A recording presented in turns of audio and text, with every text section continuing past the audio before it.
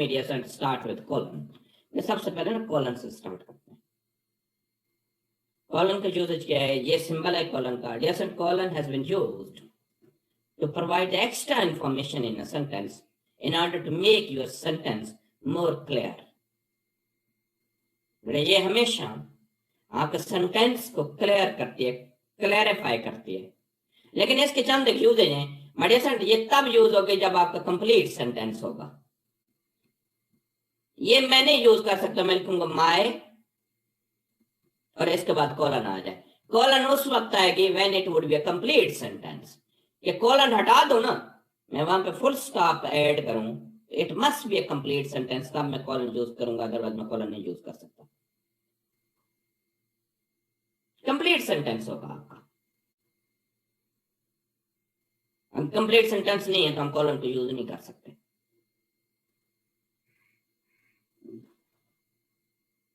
एक यूज मैं आगे इसकी 1 मिनट वजाहत दूंगा।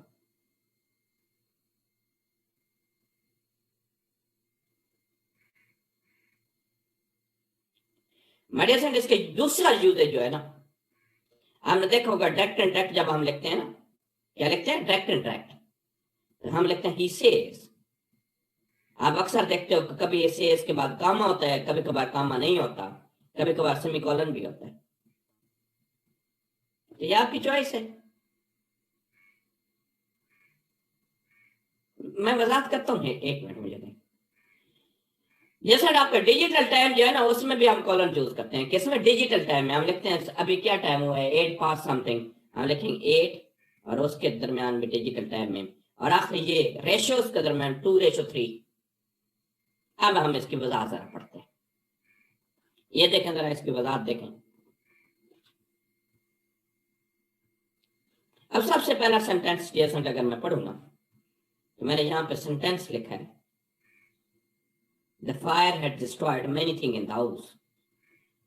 यहां पे फॉर एग्जाम्पल था, फॉर एग्जाम्पल को मैंने रिप्लेस कर दिया, फॉर एग्जाम्पल की जगह मैंने कॉलन लगा दिया।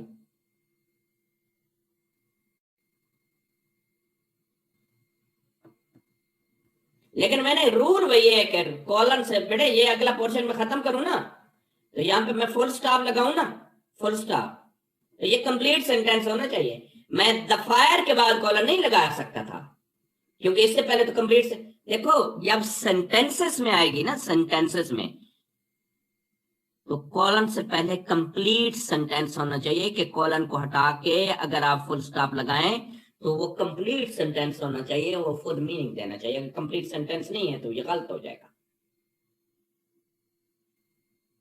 हाँ, कभी कभार ये फ्रेजेस के दरमियान में भी आती है, खास तौर पे जब कोई ऐसे का टाइटल हो।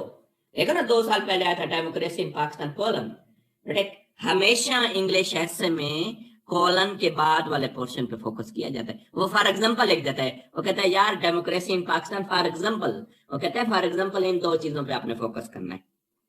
2 चीजें हो गई। मैंने कहा कि इसका काम है किसी चीज की वजाहत करना। ये सेंटेंसेस में यूज हो सकता है, फ्रेजेस में भी। सेंटेंस में यूज होगा ना तो कॉलन से पहले there must be a complete sentence. Phrases में होगा तो कंप्लीट सेंटेंस जरूरी नहीं है। दूसरा यूजेज मैंने आपको बताया कि ये हमेशा नरेशन में हम इसका यूजेज करते हैं। ये आपकी मर्जी है, आप कॉलन लगाएं, दिस इज योर चॉइस। आप कामा लगाएं, कामा भी ठीक है, कॉलन भी ठीक है। तीसरा मैंने कहा आप डिजिटल टाइम में इसका यूजेज करते हैं, 6+3। और चौथा मैंने आपको कहा कि ये रेशियो में आप इसका यूजेज करते हैं। मैं इसकी अब 1 मिनट वजाहत करता हूं। मैं लिखा that fire destroyed many thing in the house. हालांकि मैं एकदम फुल स्टॉप लगा तो बेटे उसने आगे वजाहत की है। ऐसे में ना कॉलन के बाद वाली चीजें, वजाहत वाली चीजें निकल जाती हैं। उन्होंने वजाहत कर दिया क्या है, द फर्नीचर है, द कारपेट है, द कर्टन है। I just bought a new car. आगे उसने वजाहत कर दिया, दैट इज को रिप्लेस किया, that is a Land rover.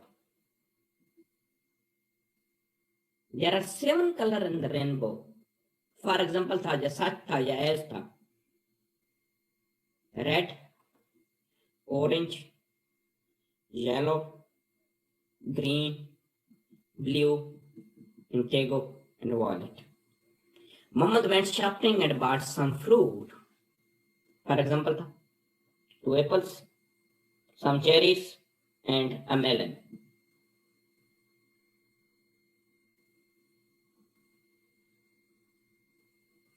Clear हो गया कॉलन? हम ऐसे democracy in Pakistan for example पढ़ लेना हो। और यहाँ पे एक चीज याद कर ले, मेडिसन कॉलन के बाद जो नेक्स्ट वर्ड आता है ना, वो हमेशा हाँ सेंटेंसेस में होगा ना, स्मॉल आएगा। हाँ अगर किसी चीज का टाइटल है ना, वो और रूल है, वो रूल आगे मैं पढ़ाऊंगा। तो कॉलन के बाद वाला वर्ड जो होता है ना, वो हमेशा स्मॉल होता है सेंटेंसेस की फॉर्म में अगर आप लिखेंगे तो। हाँ अगर टाइटल होगा तो आपको पता है, टाइटल तो मैं ऑलरेडी इंग्लिश ऐसे में पढ़ा चुका हूँ। टाइटल किसी चीज का होता है ना, तो उसके तो सारे कीवर्ड्स कैपिटल आप लिख रहे होते हैं। लेकिन वैसे कॉलन के बाद जो नेक्स्ट वर्ड आता है वो स्मॉल आता है। अब आता है डियर स्टूडेंट्स डैश। मैं एक चीज यहाँ पे बताऊं, मैंने यहाँ पे 5 चीजें आपको बताई थी, इन 5 का एक ही फंक्शन है।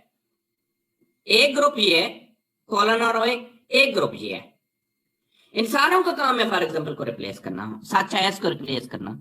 लेकिन डियर स्टूडेंट मेजर डिफरेंस ये है कि ये एक कैटेगरी है और ये कैटेगरी क्या है कि ये हमेशा सेंटेंस के एंड पे आते हैं। चाहे कॉलन होगी चाहे सिंगल डैश होगी, ये हमेशा सेंटेंस के एंड पे आएंगे। और बाकी तीनों जो है ना, ये सेंटेंस के मिडल में आते हैं। मेजर इनका डिफरेंस ये है कि अगर आपने कोई एक्स्ट्रा इंफॉर्मेशन सेंटेंस के एंड पे देनी है तो कॉलन यूज करोगे या सिंगल डैश यूज करोगे, ये भी एक दूसरे से मुख्तलिफ हैं।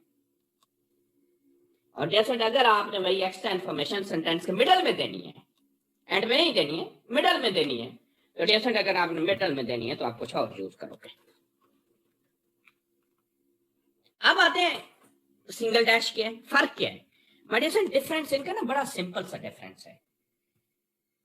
कॉलन हम तब यूज करते हैं जब हम एक्स्ट्रा इंफॉर्मेशन देते हैं और वो इंफॉर्मेशन आउट ऑफ कंटेक्स्ट नहीं होती।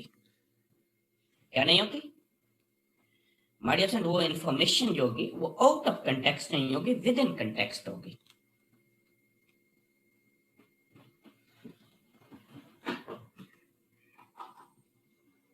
वो जो आपकी इंफॉर्मेशन जो है ना, एक्स्ट्रा इंफॉर्मेशन, वो आउट ऑफ कंटेक्स्ट है ही नहीं।